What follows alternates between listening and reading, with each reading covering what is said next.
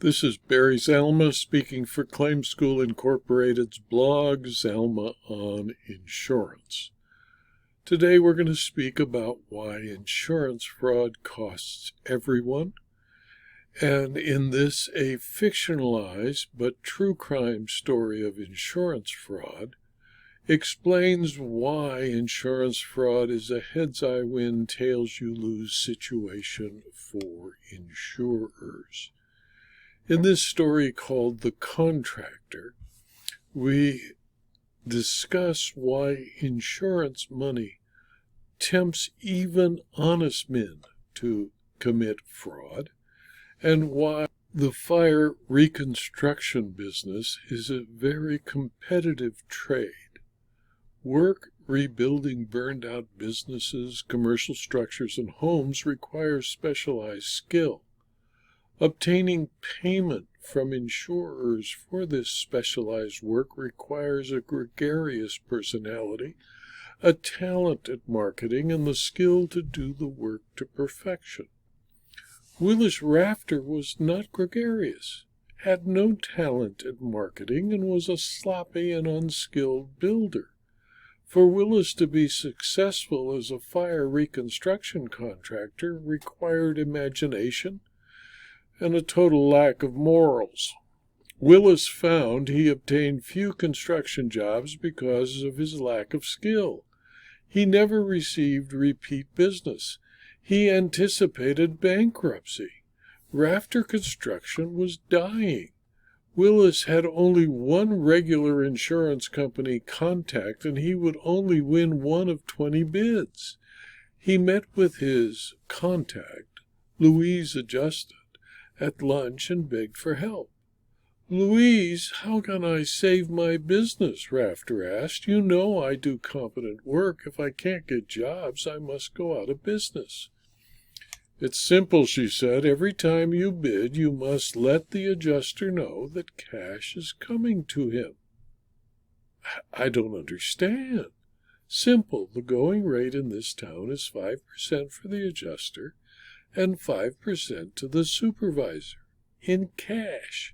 "What do you mean, 5% of what?" "The contract prices.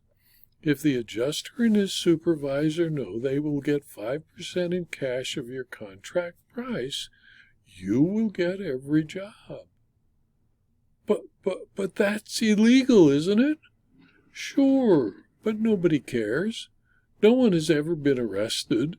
The company knows they don't pay as much, so they expect us to take money from the contractors as a bonus. If I tell you that I will give you 10% of the next job I bid on, will I get it?" "Of course, silly. I thought you'd never catch on," Louise responded, giggling. So started the criminal career of Willis Rafter. His small construction company grew with alacrity.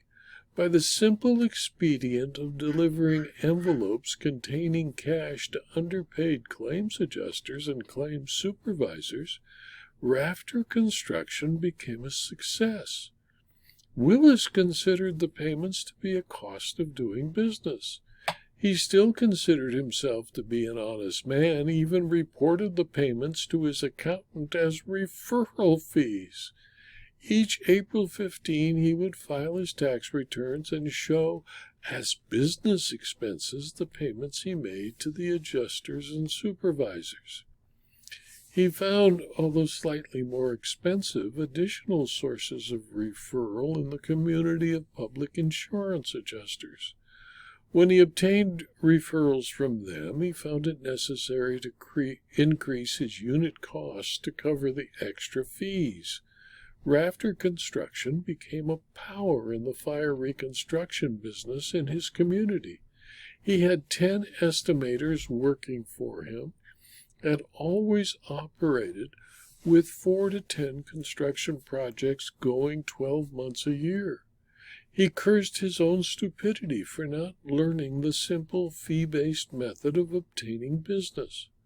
Louise, as his best friend in the business, the person who taught him how to be a success, always received an annual $5,000 bonus.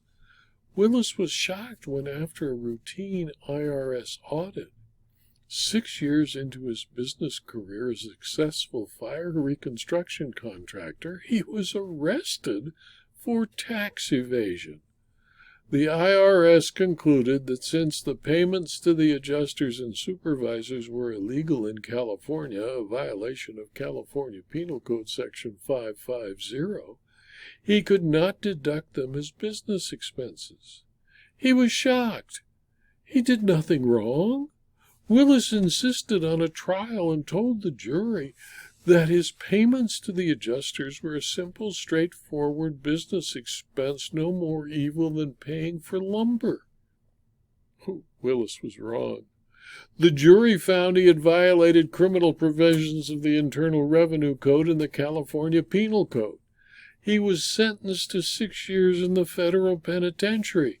To this day, he believes his arrest and conviction were a miscarriage of justice, that there was no crime in what he did. To this day, the adjusters, supervisors, and public adjusters who took the money but never reported their illegal earnings on their tax returns continue to collect money from contractors as a prerequisite to awarding a fire reconstruction job. Crime like this will continue unabated as long as each insurer underpays and undertrains its claim staff and tempts them to bribery. Crime like this will also continue until insurers investigate and fire the adjusters who take the bribes. In my personal experience, my one small fire claim, the adjuster told me, as the insured, that he must take a bribe to live since he was so underpaid. It hasn't changed in the last 55 years. This video and blog post was adapted from my book, Insurance Fraud Costs Everyone, available as a Kindle book or a paperback from Amazon.com. Please tell your friends and colleagues about this blog and the videos, and let them subscribe to the blog and the videos. They're free. And if you are interested in further detail about insurance, insurance claims, insurance fraud, and insurance law, please consider subscribing for a very small fee to my Substack publication.